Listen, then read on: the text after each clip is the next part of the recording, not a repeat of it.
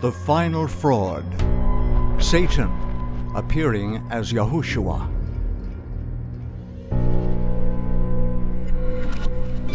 The devil has worked within the Roman Catholic Jesuit order for nearly 500 years to perpetuate one huge fabrication.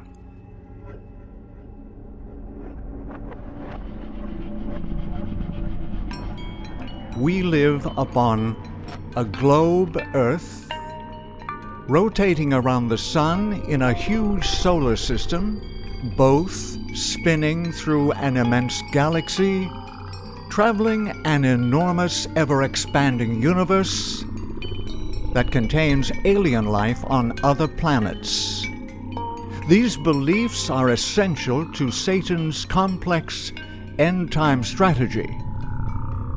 Demons, pretending to be aliens, will invade the earth under the first woe, which enables the last pope to broker a peace treaty with these stealthy demonic extraterrestrials.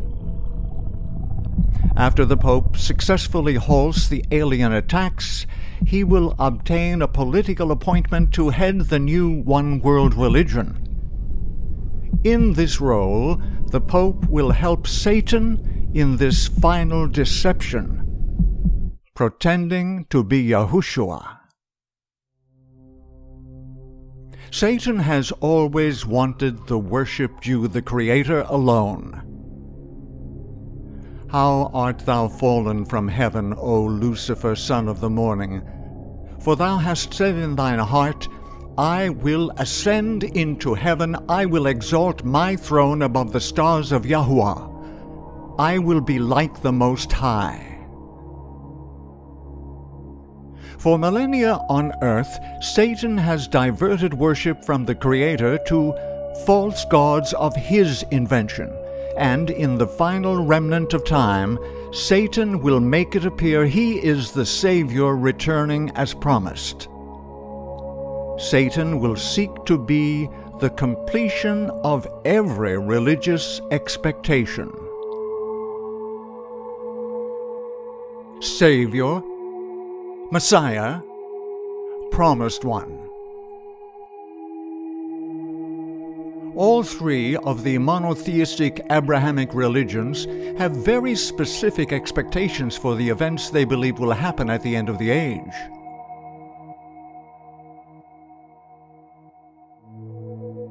Muslims expect to see the re-emergence of the hidden Imam, or Mahdi, just prior to the establishment of worldwide Islamic dominance. The hidden Imam is known by several monikers, which translate to Expected One, the Hidden One, and, of course, Mahdi, Promised One. Jews anticipate the arrival of their Messiah, a descendant from the house of David. After his return, they believe Israel will be exalted as a nation. All foreigners will be banished from their borders, and the world will be converted, its leaders bringing tribute to the Jewish Messiah. Christians. Different denominations have differing beliefs as to the order of events preceding the Second Coming. However, all Christians are united in looking for a return of Yahushua, the hope of every Christian now living. These Abrahamic religions are not alone in looking for a promised one to come visit this depraved world.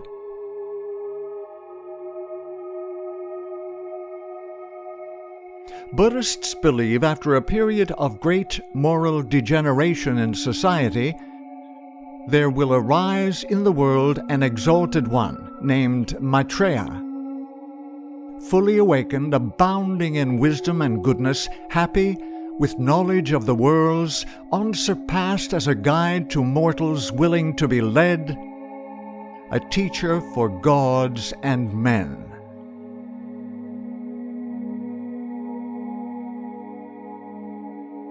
Hindus believe this present time period is the last of 4 ages, and the most morally depraved of these.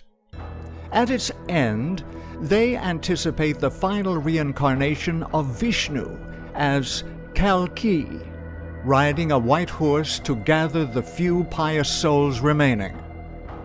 Together with the other incarnations of the Godhead, or avatars, Kalki will destroy sin and vanquish every demon. 80% of the Earth's population live within these 5 religions. Satan, the mastermind behind every organized religion, has influenced so many through his own theological lies, he will create fictitious last-day scenes to meet this number's latter-day expectations. Satan is the world's greatest Bible scholar and knows the truth very well. He is responsible for every incorrect view concerning the Creator and the end of the world. He will appear as the Mahdi to the Muslims, the Messiah to the Jews, Yahushua to the Christians, Maitreya to the Buddhists, and Kalki to the Hindus. The trumpets of Revelation 8 and 9 will be heaven's last warning to the earth. As deceptive as this sequence of events can be, we see the foundation for that which is to follow: the impersonation of the Savior by his archenemy. The world will be thrown into unprecedented chaos during the 3.5-year period between the first and second woes. Satan desires the masses turn to their religious leaders to make sense of the catastrophic events unfolding around them. Thus, he reshapes the thinking of all by the few. The horrific events under the first woe have been intentionally designed so that Satan's impersonation of Yahushua will be wholeheartedly believed. As the crowning act in the great drama of deception, Satan himself will personate Christ. The Church has long professed to look to the Savior's advent as the consummation of her hopes. Now the great deceiver will make it appear that Christ has come. In different parts of the earth, Satan will manifest himself among men as a majestic being of dazzling brightness, resembling the description of the Son of Yah given by John in the Revelation. The glory that surrounds him is unsurpassed by anything that mortal eyes have yet beheld. The shout of triumph rings out upon the air. Christ has come! Christ has come! The people prostrate themselves in adoration before him, while he lifts up his hands and pronounces a blessing upon them, as Yahushua blessed his disciples when he was upon the earth.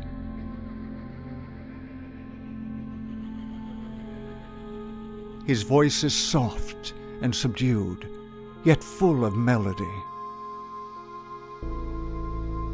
Satan's control of organized religions has led most followers to conclude that which he desires.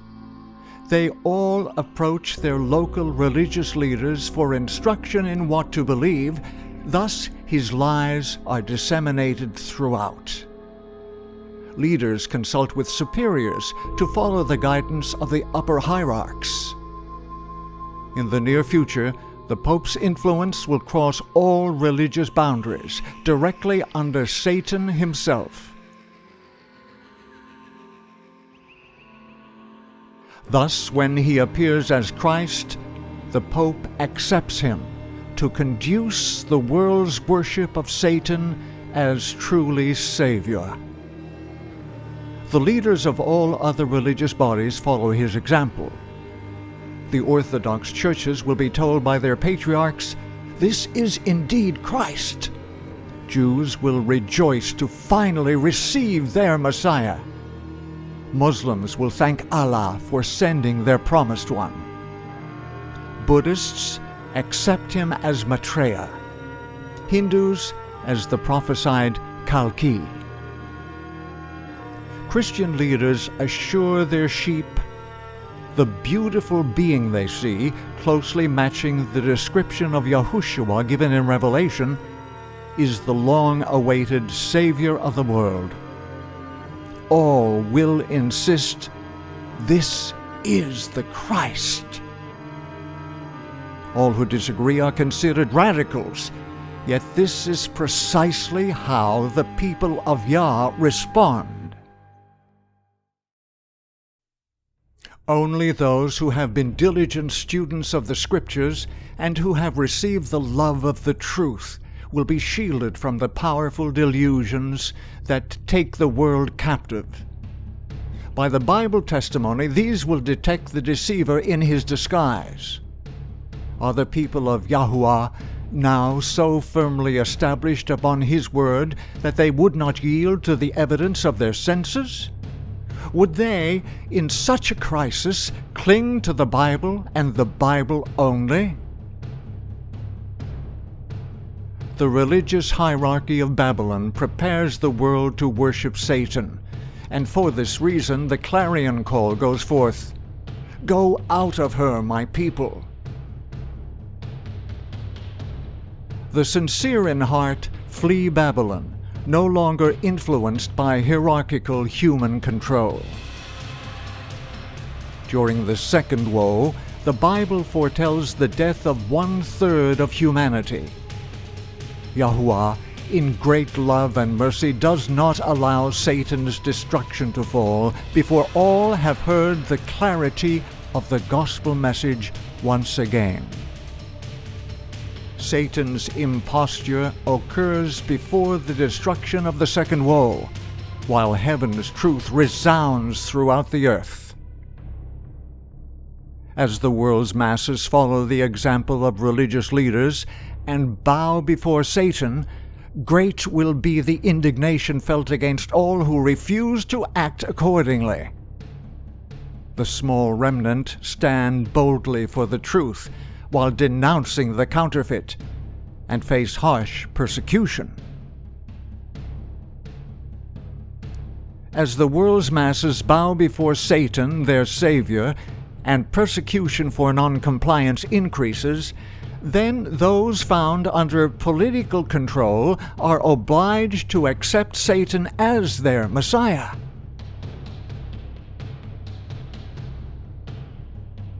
In gentle, compassionate tones, he, Satan, presents some of the same gracious heavenly truths which the Savior uttered. He heals the diseases of the people, and then, in his assumed character of Christ, he claims to have changed the Sabbath to Sunday, and commands all to hallow the day which he has blessed. He declares that those who persist in keeping holy the seventh day are blaspheming his name by refusing to listen to his angels sent to them with light and truth. This is the strong, almost overmastering delusion. Like the Samaritans who were deceived by Simon Magus, the multitudes, from the least to the greatest, give heed to these sorceries, saying, "This is the great power of God."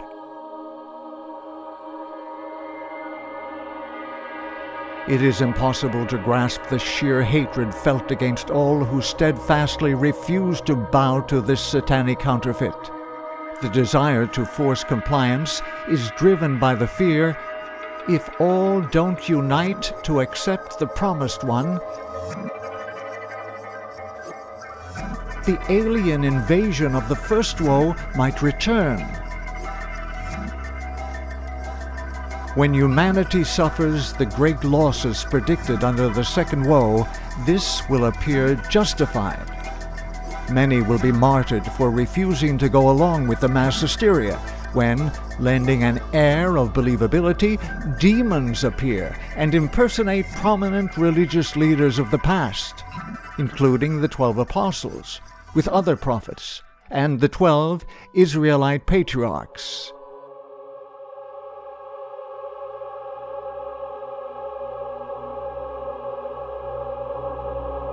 The third woe begins, probation having just closed.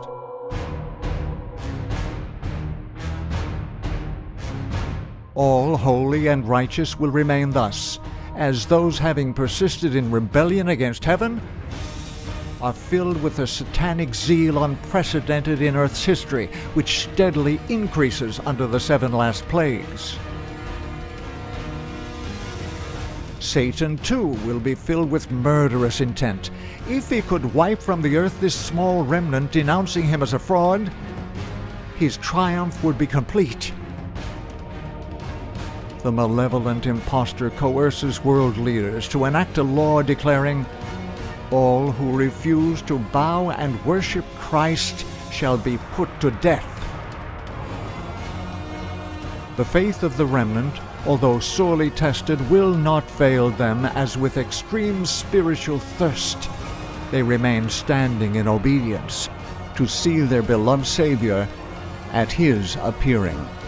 These shall continue to abide in peace and boundless joy, as Him who is the water they seek grasps their steadfast loving desires, and will call to wed for all eternity those who have forsaken all for Him whom they have loved. He will swallow up death in victory, and Adonai Yahweh will wipe away tears from off all faces. And the rebuke of His people shall He take away from off all the earth, for Yahweh hath spoken.